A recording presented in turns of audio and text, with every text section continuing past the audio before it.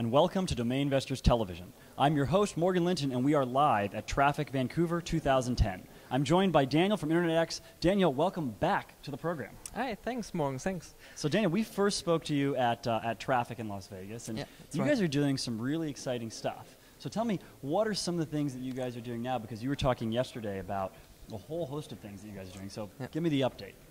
Okay, we have updates. In fact, with all the iPhone users and all the mobile stuff, we invented an iPhone app to register domains on the move. So you can register your domains everywhere, just with 2 or 3 clicks. So it's very fast. Very neat. And when did that app come out? I think 2 weeks ago. I'm not exactly sure, but I think it was 2 weeks ago. So it's very new. Very cool. And you guys are also doing something with .co, right? Yeah, we are partnering very close with .co, so we are one of the 3 registrars who are allowed to participate in all the different periods. And you can start all the .co pre-registrations with us, and when the live periods come, for example, we just send out all your requests, and great. Let's see what happens. Very cool. Now, as you know, I love CCTLDs, and I love picking your brain about know. CCTLDs. So tell me, what are you seeing this year as far as trends in the CCTLD market?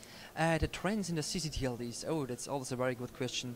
I hope that the US citizens will become more aware of their own .us extension. I agree. Because .com, it's just, everything is gone. It's almost exploding. There's nothing left. So I think they need to move on .us, and I think they will happen something this year on .us. Sure. I hope so. Now, what about .de? Because there's a lot going on there, yeah? Oh, we have 30 million .de domains now, and, well, we are doing really good, I think. That's really good.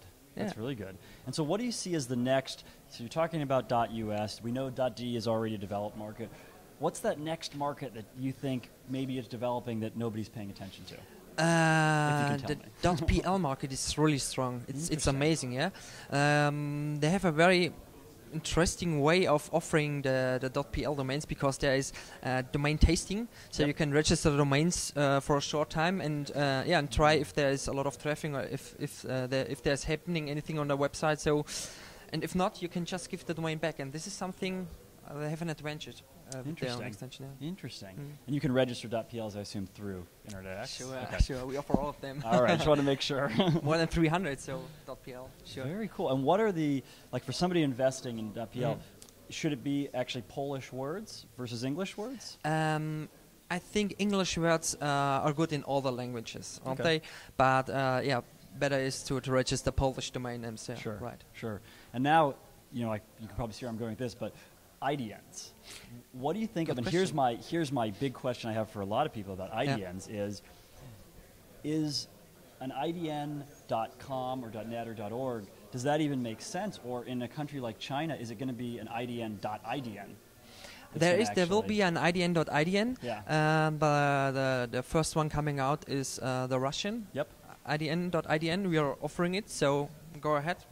And one of the next ones, I think the Arabian countries will come next. Yeah. It's .ae, and well, the CN domain will definitely be available in IDN version soon. I think it's just normal to have the IDNs in those countries, because if they read something in our letters, it's just not normal, not standard for them. So I think there will be a huge increase in the IDN.IN versions of domain names, and the other ones will decrease a little bit, I think.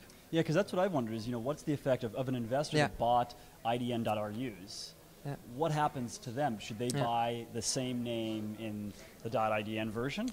I know I talked with a couple of clients who plan to register a lot of IDN.IDN domains, and they told me they stopped registering the standard domain names, IDN.RU, for example, because why they should have IDN domain name, but the extension is in the standard RU or AE. That doesn't make sense. So they stopped registering domain and waiting for the IDN version to come out, and then they really go. Because otherwise, you'd have to actually change your keyboard mode while you're typing. Exactly. Which is not going to happen. So there's all these people. I know I have a good friend who actually has bought a bunch of .jp domains, and now he's going, well, wait a second, this isn't going to make sense anymore because it's going to be IDN.IDN. But I think there's something which will not happen, is that you will have IDN a Chinese IDN domain name with a .com extension, because that doesn't really make sense. So it will be just the IDN for the with the language of the specific country. So there will be no mixture of,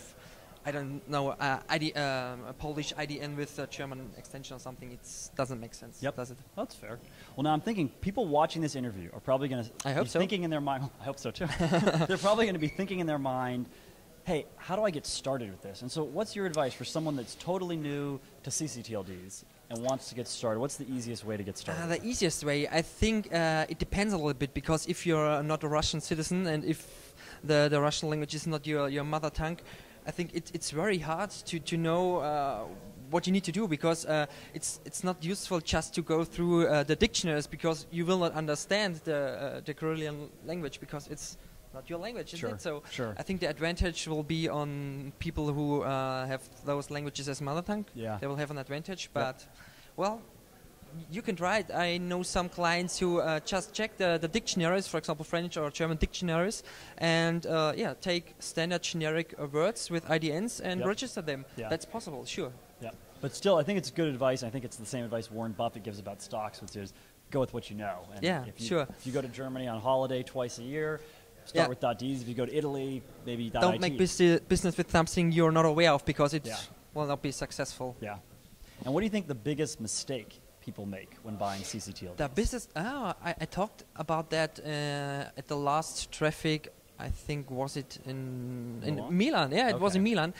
They are just registering right away without thinking why people are using IDNs. For example, I took the French IDNs. .fr does not offering IDNs at the moment, but French is a language. They have a lot of accents, different accents. You know it? The accents GUI, accent circumflex, accent graph. So I think, and in French, the accents are just used to pronounce or give the word a different pronunciation. For example, if I take the word general in French, this is general. I'm not very good in French, but I don't know any French, so you're better than me. This word has two or three accents, but why shall I type in the channel with 3 accents if the meaning of the word doesn't change? So it does not make sense. Yeah, that's a really good point. So I just type it in general without the accents and still get what I wanted. So there are some languages where accents are just used for pronunciation, and in those languages it doesn't make sense, in my opinion, to register those. Yeah. So once again, it comes down to understanding the market. Okay. Which I think is so important. Additionally, if you have the channel, it has 7 digits, and if you will use or type in all the accents as well, you have to type 10 times for getting a word which 7 digits. So wow. Does this make sense? Yeah. Not really. That's a really good point. All right, so now the last question. This comes as a surprise to most people, but you've already been interviewed with me, so you may know what's coming. But tell me something about Daniel. Something else about Daniel. Something fun, something exciting.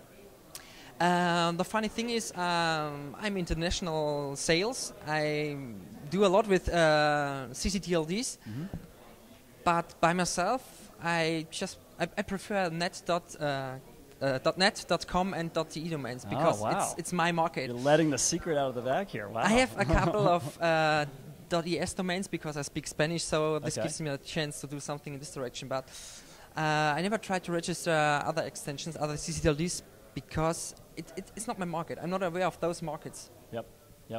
Very good. Cool. All right. Well, Daniel, thank you again for being on the program. We appreciate it. I appreciate it. Tell everyone that's watching how they can find out more about you and your company. Yeah, thanks. Thanks a lot. Visit us at InternetX.com. There you go. That's easy. You can't forget that. This is Morgan from Domain Investors Television, live from TRAFFIC Vancouver 2010. Thanks for watching, and we'll see you next time.